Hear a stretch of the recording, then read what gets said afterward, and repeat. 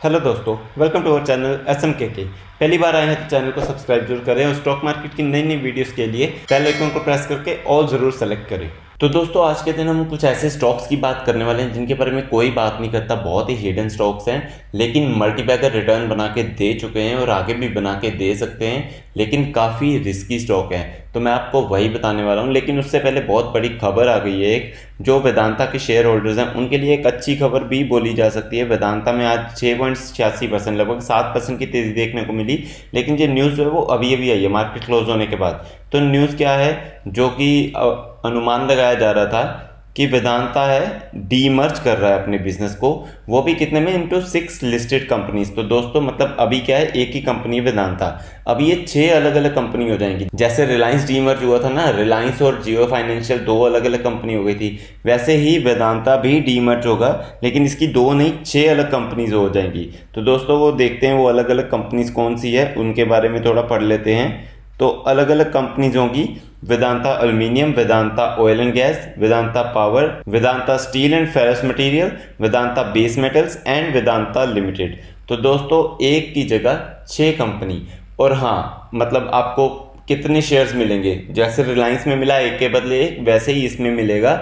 लेकिन होगा क्या कि एक के बदले 5 शेयर मिलेंगे एक्स्ट्रा। मतलब आपके जो एक शेयर हैं वो 6 हो जाएंगे, 6 शेयर हो जाएंगे। कैसे?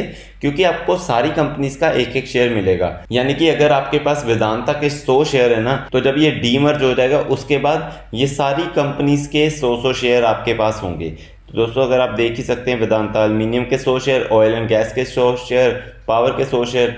तो दोस्तों ये सिर्फ इसीलिए किया जा रहा है क्योंकि अभी क्या है, ये सारा बिजनेस कंबाइन है। तो किसी को कोई बिजनेस पसंद होता है, किसी को कोई बिजनेस पसंद होता है। जैसे कि किसी को पावर बिजनेस पसंद होगा, लेकिन उसको एल्यूमिनियम और ऑयल एंड गैस इतना पसंद नहीं होगा, तो वो इसमें भी जाने से कतराएगा कि मैं इसमें जाऊं या ना जाऊं। तो जब अलग अलग हो जाएंगे ना, तो फिर वैल्यूएशन बढ़ती है कंपनी की, ऐसा माना जाता है। तो दोस्तों ये वैसा ही आईटीसी के लिए भी चल रहा है। कुछ लोग होते हैं जो सिगरेट को अच्छा नहीं मानते, तो इसलिए वो सिगरेट बिजनेस में इन्वेस्ट नहीं करना चाहते, लेकिन आईटीसी के दूसरी जो कंपनीज है, दूसरे जो बिजनेस है, उनमें इन्वेस्ट करना चाहते हैं। तो दोस्तों वो जस्ट सिगरेट की वजह से उसमें भी नहीं कर पाते। दोस्तों इसमें भी ऐसा ही है। तो उनको उम्मीद है कि ऐसे उनका बिजनेस जो है वो और बढ़ेगा, स्टॉक वैल्यूएशन बढ़ेगी।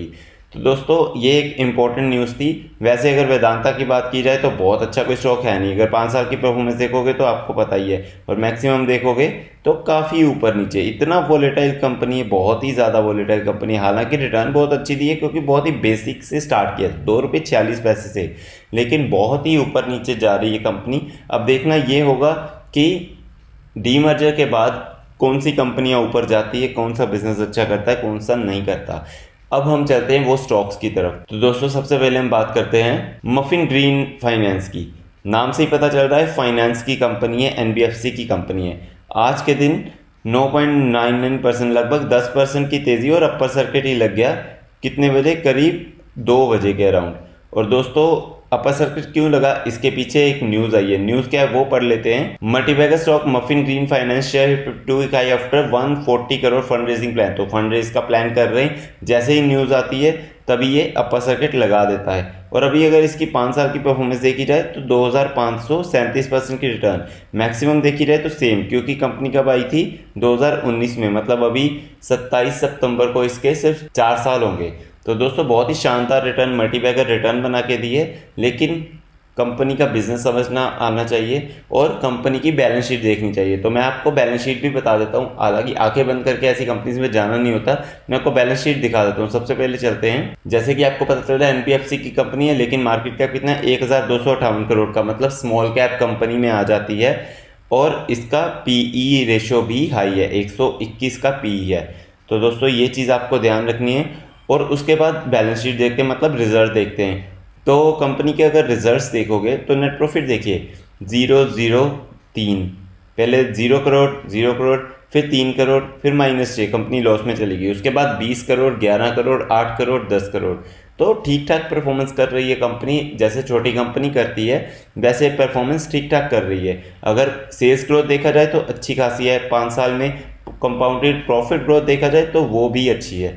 तो दोस्तों अगर रिजल्ट के हिसाब से, बैलेंस शीट के हिसाब से देखा जाए तो जैसी कि छोटी कंपनी की बैलेंस शीट होनी चाहिए वैसी अच्छी है, आपको अच्छा रिटर्न बना के दे सकती है। लेकिन दोस्तों कंपनी बहुत ही रिस्की है, और हर छोटी कंपनी जिसके बारे में बात करने वाला हूँ ना, वो सारी कंपनियाँ रिस्की है। तो लॉन्ग टर्म के लिए कोई भी नहीं है, सारी शॉर्ट टर्म के लिए कंपनीज है। अगर आप चाहो तो ये रिस्क रख के कि हाँ लॉस भी हो सकता है, आप जा सकते हो। नेक्स्ट हम बात करते हैं इकिया एनर्जी सर्विसेज की। आज बहुत दिन बाद इसमें अपर सर्किट लग गया। अगर मैं इसमें 1 साल की परफॉर्मेंस देखूं तो देखिए कहाँ से गिरा है, 1900 के आसपास था, और 5 साल में देखें तो ये कितने पे था, 3200 के आसपास था जी देखिए, और वहाँ से 477 पे आ गया है। तो दोस्तों अगेन ऐसी कंपनीज रिस्की होती हैं, आप देख ही सकते हो। जैसा कि मैंने हालांकि बोला बहुत ही ज़्यादा रिस्क होता है, जाएंगी तो बहुत ऊपर जाएंगी, नीचे भी आएंगी तो बहुत नीचे आएंगी। हालांकि अभी भी अगर ऑल टाइम परफॉर्मेंस देखा जाए तो कंपनी ने 1080% की रिटर्न दी है, इतना डाउन होने के बाद भी। तो सोचिए जब ऊपर गई थी तो कितनी परसेंट की रिटर्न होगी, कंपनी ने लगभग 1,00,000% की रिटर्न दे चुकी थी। और बैलेंस शीट अगर देखें, मार्केट कैप कितना है, सिर्फ 1315 करोड़, स्मॉल कैप कंपनी है। उसके बाद अगर रिजल्ट्स देखें तो कंपनी के रिजल्ट्स ठीक ठाक हैं। ये देखिए प्रॉफिट ग्रोथ 0 करोड़ 0 करोड़, ठीक है, 1 करोड़ 5 करोड़ 19 करोड़ 383 करोड़, बहुत ही अच्छा परफॉर्मेंस कर दिया कंपनी है। लेकिन उसके बाद फिर से 120 करोड़, अभी 57 करोड़ ही हुए हैं। और अगर कंपाउंडेड ग्रोथ देखी जाए तो 108% 10 साल में, 5 साल में 238%, 3 साल में 200%। अभी तो माइनस में चल रही क्योंकि अभी ईयर स्टार्ट हुआ, फाइनेंशियल ईयर एंड होने में अभी 2 क्वार्टर और बाकी हैं। तो दोस्तों अभी के लिए तो फिर नेगेटिव में चल रहा है, लेकिन अगेन कंपनी बहुत ही रिस्की है। नेक्स्ट हम बात करते हैं सम्राट फोर्जिंग की। आज के दिन 6.14% की तेज़ी, मैक्सिमम परफॉर्मेंस देखोगे तो 679% की रिटर्न। रीज़न कंपनी 2020 में आई है, तब से अच्छा ही कर रही है। बैलेंस शीट देखते हैं, सिर्फ 170 करोड़, नैनो टाइप कंपनी है दोस्तों, इतनी छोटी कंपनी, मतलब बहुत ही छोटा मार्केट कैप है। तो ये कंपनी में ना ऐसी इतना छोटा मार्केट कैप होता है तो रिस्क और भी ज़्यादा बढ़ जाता है। मतलब रिस्क कैसा मतलब है कि अगर अच्छी न्यूज़ आएगी ना तो ये कंपनी अपर सर्किट लगा देगी, और बुरी न्यूज़ आएगी और कंपनी लोअर सर्किट लगा देगी। और उसके बाद ऐसा नहीं कि 1-2 दिन लोअर सर्किट और अपर सर्किट चलेगा, रिटर्न अगर बना के देगी तो ऊपर जाएगी तो 400-500% की रिटर्न, और नीचे आएगी तो 70-80% डाउन आ जाएगी। तो दोस्तों ये ऐसे बिहेव करती है कंपनियाँ। फेस वैल्यू 10 की है, फ्यूचर में स्प्लिट भी आ सकता है। लेकिन सबसे बड़ी बात जो होती है रिजल्ट, वो देखते हैं रिजल्ट क्या है। कंपनी में 0 करोड़ 0 करोड़ का प्रॉफिट, फिर 1 करोड़ 1 करोड़, फिर 0 करोड़, फिर 2 करोड़ 4 करोड़ 5 करोड़ 5 करोड़। तो आप हिसाब लगा सकते हो, बहुत ही छोटी कंपनी है। और उनके लिए जिस कंपनी का मार्केट कैप ही 700 करोड़ के आसपास है, उसके लिए 5 करोड़ का प्रॉफिट भी बहुत बड़ी बात है। और अगर 3 साल में कंपाउंडेड प्रॉफिट ग्रोथ देखोगे ना 396% की, तो दोस्तों बहुत ही सही प्रॉफिट ग्रोथ बना के दे रही है, रिस्की कंपनी है। नेक्स्ट हम बात करते हैं फेयरकेम ऑर्गेनिक्स की। जैसे कि नाम से ही पता चल रहा है केमिकल इंडस्ट्री में कंपनी काम करती है। आज के दिन काफ़ी ऊपर गई थी, उसके बाद फिर से प्रॉफिट बुकिंग हुई, नीचे आ गई। तो कंपनी की मैक्सिमम परफॉर्मेंस देखोगे 80% की रिटर्न है। क्यों? क्योंकि कंपनी 2020 में आई थी, ज़्यादा पुरानी नहीं है। और बैलेंस शीट चेक कर लेते हैं, 1532 करोड़, फिर से small cap company, current price इतना चल रहा है 1180, स्टॉक पीई 67, ठीक ठाक है। लेकिन सबसे बड़ी बात क्या होती है, प्रॉफिट एंड लॉस। कंपनी ज़्यादा पुरानी नहीं है तो प्रॉफिट एंड लॉस भी उतने साल का ही दिखाएगा। और कितना है, 35 करोड़ 42 करोड़ 68 करोड़, फिर 44 करोड़ आ गया, और अभी तक 23 करोड़ ही हुआ है। और उसी के हिसाब से कंपाउंडेड प्रॉफिट ग्रोथ अगर देखी जाए तो -69% चल रही है अभी तक, वैसे 3 साल में 8%। तो दोस्तों ये होता है बहुत ही ज़्यादा रिस्की, क्योंकि ज़्यादा कुछ डेटा अवेलेबल नहीं है। नेक्स्ट हम बात करते हैं एक और केमिकल सेक्टर की कंपनी, जेबी केमिकल एंड फार्मास्यूटिकल। ये थोड़ी मिड कैप साइज़ की कंपनी आ जाती है। आज के दिन 5.11% की तेज़ी, अगर मैक्सिमम परफॉर्मेंस देखी जाए तो बहुत ही शानदार। बहुत पुरानी कंपनी है, 1999 में आई थी कंपनी, और 12,879 मतलब लगभग 12,900 करोड़ का प्रॉफिट बना के दे चुकी है कंपनी। 11 रुपये से शुरुआत हुई थी, हाल ही में ज़्यादा चली है। 5 साल में देखोगे तो 5 साल में ही 926% की रिटर्न है। और अभी इसकी बैलेंस शीट देख लेते हैं। ये देखिए 23,000 करोड़ का मार्केट कैप है, जैसा कि मैंने बताया मिड कैप साइज़ की कंपनी है। स्टॉक पीई भी रेट ठीक है इसका। और अगर हम प्रॉफिट देखें, प्रॉफिट एंड लॉस देखें, तो वो भी काफ़ी मतलब ज़्यादा करोड़ में नज़र आता है। 184 करोड़ 139 करोड़, उसके बाद 194 करोड़ 272 करोड़ 449 करोड़ 386 करोड़ 410 करोड़ 447 करोड़। तो दोस्तों थोड़ी सी स्टेबल कंपनी है, जिसमें ऐसा प्रॉफिट ग्रोथ नज़र आता है ना, तो थोड़ी सी स्टेबल कंपनी हो जाती है। कंपाउंडेड प्रॉफिट ग्रोथ देखोगे तो 21%, 31%, 16%, 20%, तो इस हिसाब से ये बहुत ही अच्छी कंपनी है। तो आप चाहो तो इसको कंसिडर कर सकते हो। ये जितनी भी मैं कंपनीज बता रहा हूँ, जितने भी स्टॉक बता रहा हूँ, उसमें से ये सेफेस्ट स्टॉक है जाने के लिए। तो नेक्स्ट हम बात कर लेते हैं फोकस लाइटिंग एंड फिक्सचर्स। आज के दिन 5% का अपर सर्किट। ओवरऑल परफॉर्मेंस देखेंगे 882% की रिटर्न, बहुत ही शानदार रिटर्न है। 2021 में आई है अभी, उसके बाद से ऊपर ही चल रही है और मोस्टली सर्किट में ही काम करती है ये। तो दोस्तों ऐसी कंपनी में ट्रेडर्स भी बहुत एक्टिव रहते हैं। बैलेंस शीट की बात की जाए तो 1096 करोड़ का मार्केट कैप है, और अगर हम इसकी परफॉर्मेंस देखें 4 करोड़, 6 करोड़, 10 करोड़, 2 करोड़, फिर -2 करोड़, फिर 5 करोड़, फिर 23 करोड़, फिर 29 करोड़। तो कंसिस्टेंसी नज़र नहीं आ रही। 10 करोड़ का पहुंच के फिर 2 करोड़ रह गया था, उसके बाद माइनस में भी चला गया, फिर 23 करोड़ का भी आ गया, 29 करोड़ का भी पहुंच गया। तो दोस्तों अगर कंपाउंडेड प्रॉफिट को देखा जाए तो अच्छी खासी देखने को मिल रही है, और इस साल तो बहुत ही अच्छा कर रही है। 228% की ग्रोथ ऑलरेडी हो चुकी है। फ्यूचर में कैसा करती है ये कहना मुश्किल है, क्योंकि कंपनी बहुत छोटी है। नेक्स्ट कंपनी की बात करते हैं। तो दोस्तों जैसा कि आप सबको पता है कि अभी फेस्टिव सीजन आ रहा है, तो फेस्टिव सीजन में सबसे ज़्यादा कमाई किसकी होती है? दो चीज़ों की, एक तो होटल्स वगैरह की, लोग घूमने काफ़ी जाते हैं। दूसरा जो ज्वेलरी की कंपनीज होती है, गोल्ड की कंपनीज होती है, तो उसमें ही एक कंपनी है डीपी आभूषण।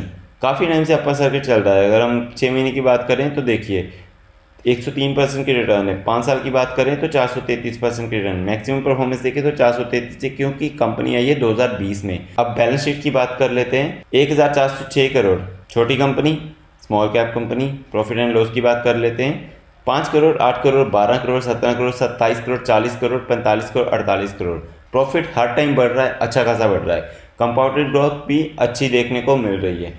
तो दोस्तों प्रॉफिट बढ़ रहा है और आगे भी बढ़ता जाएगा। गोल्ड वाली कंपनीज में जो गोल्ड सेल करती हैं उसमें ये एक्सपेक्टेशन होनी चाहिए, लेकिन कंपनी बहुत छोटी है। नेक्स्ट एक और गोल्ड की कंपनी स्काई गोल्ड, नाम से ही पता चल रहा है गोल्ड बेचती है। 3.80% की तेज़ी है। मैक्सिमम परफॉर्मेंस देखिए 46%, काफ़ी ऊपर नीचे जा रही है। क्यों? क्योंकि कंपनी कब आई है? 6 जनवरी को, इसी साल। ज़्यादा कुछ डेटा अवेलेबल होगा नहीं, तो चलिए देख लेते हैं। मार्केट कैप सिर्फ 350 करोड़ का, बहुत ही छोटा नैनो टाइप कंपनी। अगर प्रॉफिट एंड लॉस देखा जाए तो कितना है? 1 करोड़, 1 करोड़, 3 करोड़, 3 करोड़, 6 करोड़, 5 करोड़, 17 करोड़, 19 करोड़, 24 करोड़। अगर कंपाउंडेड प्रॉफिट ग्रोथ देखी जाए तो 106 करोड़। दोस्तों बहुत ही ज़्यादा रिस्की कंपनी है, बहुत ही ज़्यादा। और जितनी भी मैंने कंपनीज बताई है ना, जेबी केमिकल्स को छोड़ के, सारी ही रिस्की कंपनी है। लेकिन एक टाइम पे मल्टीबैगर साबित हो चुकी हैं और आगे भी हो सकती हैं। आपको अगर रिस्क झेलना आना है ना, मतलब कि कुछ एक्स्ट्रा पैसे पड़े हुए ना आपके पास कि ये मैं इसका रिस्क ले सकता हूँ कि अगर ये डूब भी जाएंगे तो मुझे कोई परवाह नहीं है, तो वो आप पैसे ऐसी कंपनीज में लगा सकते हो। अपनी मेहनत से कमाई हुई पैसे जो है वो ऐसी कंपनीज में लगाना नहीं है, क्योंकि ये पैसे डूब भी सकते हैं। बनने को ये पैसे डबल ट्रिपल पता नहीं कितने गुना हो सकते हैं, मैंने आपको दिखाई दिया है, लेकिन डूब भी सकते हैं। आपके बहुत सारे पैसे ज़ीरो भी हो सकते हैं। तो दोस्तों इस चीज़ का बहुत ही ध्यान रखना पड़ेगा आपको। ये सारी कंपनीज मैं इसलिए बता रहा हूँ क्योंकि काफ़ी लोग होते हैं जो शॉर्ट टर्म में प्रॉफिट कमाना चाहते हैं, जो बहुत सारा पैसा कम समय में बनाना चाहते हैं, जो कि TCS इन्फोसिस जैसी कंपनीज को देखते भी नहीं है, जो कंसिस्टेंटली ग्रोथ दे रही हैं। मतलब वो उनके पोर्टफोलियो में HDFC बैंक, रिलायंस ऐसी कंपनीज नहीं देखने को मिलेगी, क्योंकि वो सिर्फ ट्रेडिंग के लिए आते हैं, चाहे वो इंट्राडे के लिए आते हैं या शॉर्ट टर्म के लिए, कुछ दिन के लिए, 5 दिन के लिए, 1 महीने के लिए आते हैं, सिर्फ पैसा बनाने के लिए। तो ये कंपनी सिर्फ उनके लिए है। तो दोस्तों मैं उम्मीद करता हूँ आपको ये वीडियो बहुत पसंद आई होगी।